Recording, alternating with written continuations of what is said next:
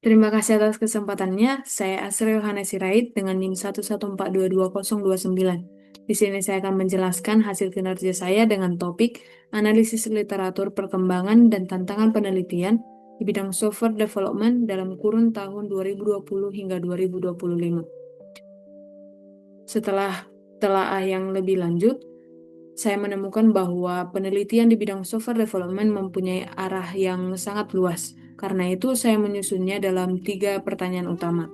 Yang pertama, saya ingin tahu bagaimana perkembangan penelitian dalam 6 tahun terakhir, terutama yang membahas metode implementasi, bahasa pemrograman, dan framework yang digunakan. Ini penting supaya saya tahu tren dan fokus penelitian modern. Pada yang kedua, dari tren itu saya bergerak ke pertanyaan selanjutnya, yaitu tantangan teknis apa saja yang sering muncul saat proses pengembangan. Misalnya soal skalabilitas, performa, keamanan, dan perawatan sistem.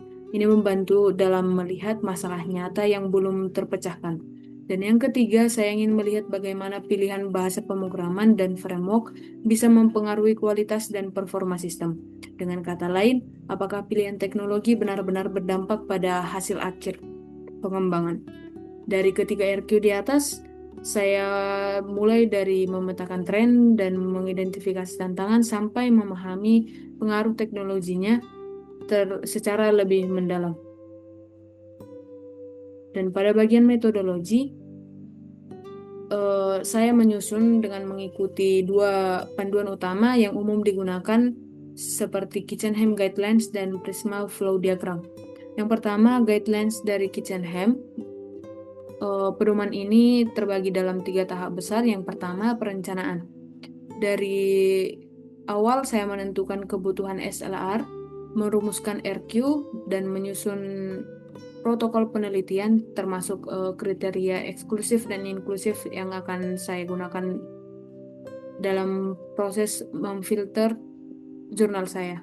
Dan tahap kedua adalah pelaksanaan, yaitu melakukan pencarian artikel yang berpotensial dari beberapa database yang saya gunakan, yaitu seperti IEEE Explore, ACM Digital Library, Springer Open, Scopus, dan Semantic Scholar, dengan kombinasi kata kunci yang relevan dengan topik saya. Maka selanjutnya seleksi bertahap untuk memastikan hanya studi yang relevan dan yang berkualitas yang akan dipertahankan nantinya. Dan tahap ketiga yaitu pelaporan, di mana hasil temuan disintesis untuk menjawab setiap RQ dan ditarik implikasi teoritis atau praktisnya. Untuk melengkapi transparansi proses seleksi, saya menggunakan diagram Prisma. Diagram ini menunjukkan empat fase utama. Yang pertama, tahap identification dari jumlah jurnal awal yang saya dapatkan.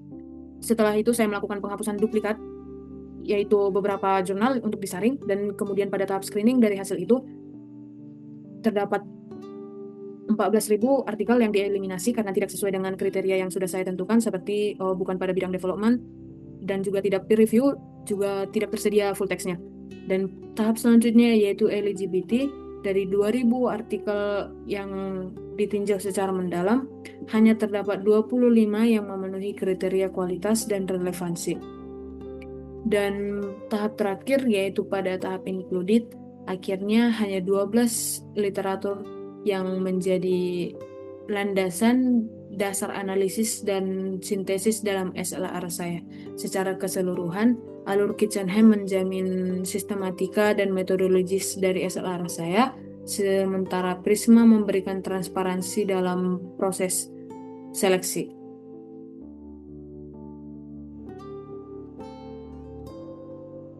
Lalu, pada bagian hasil utama, grafik terdapat 3 grafik yang mewakilkan dari hasil utama saya, yaitu yang pertama, grafik ini menunjukkan distribusi pendekatan penelitian dari 25 artikel yang sudah saya review.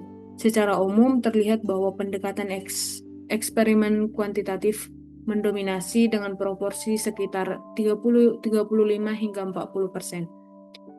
Sementara itu, sekitar 30% penelitian menggunakan analisis empiris, misalnya melalui mining software repositories atau pengumpulan data dari proyek nyata di GitHub.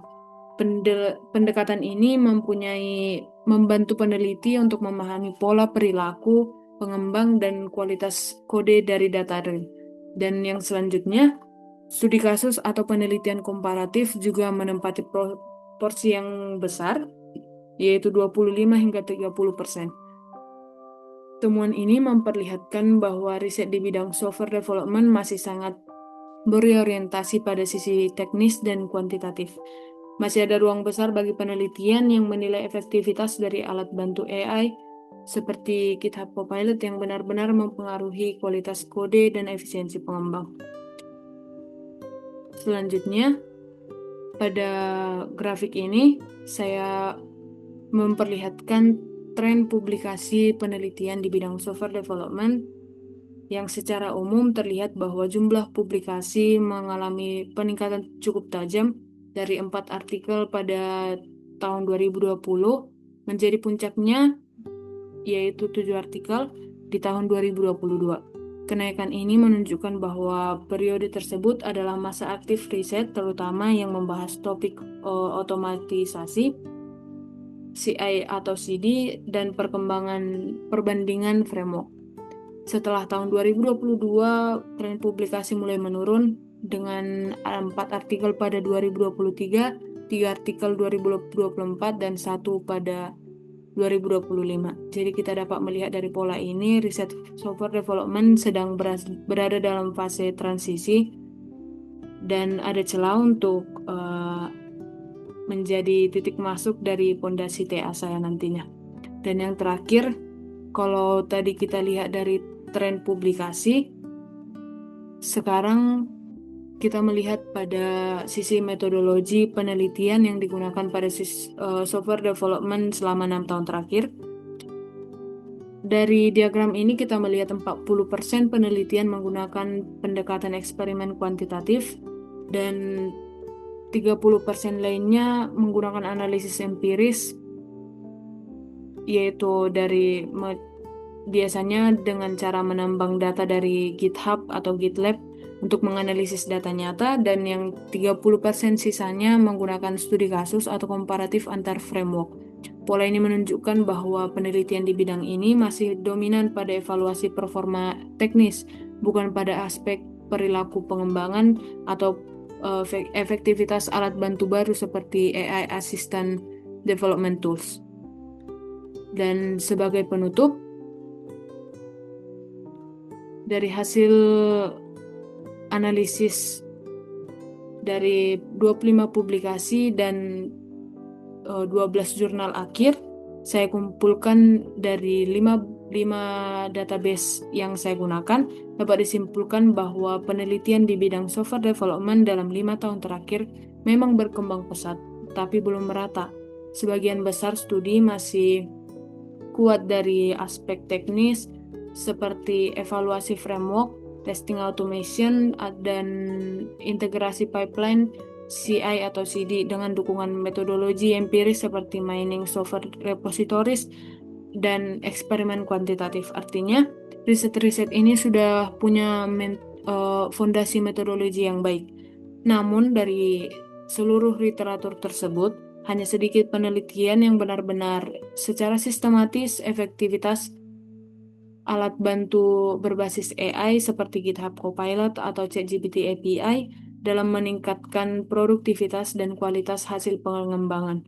Nah, disinilah muncul celah untuk penelitian yang bisa saya angkat dalam tugas akhir saya, yaitu melakukan kajian empiris tentang bagaimana alat bantu AI dapat mempengaruhi proses dan hasil pengembangan perangkat lunak, baik dari lingkungan akademik atau dalam lingkungan industri yang kecil atau yang besar nantinya. Dengan begitu, hasil SLR ini diharapkan bukan hanya memberikan peta riset terkini, tetapi juga pijakan logis untuk menjadi topik dalam mengembangkan penelitian selanjutnya. Terima kasih.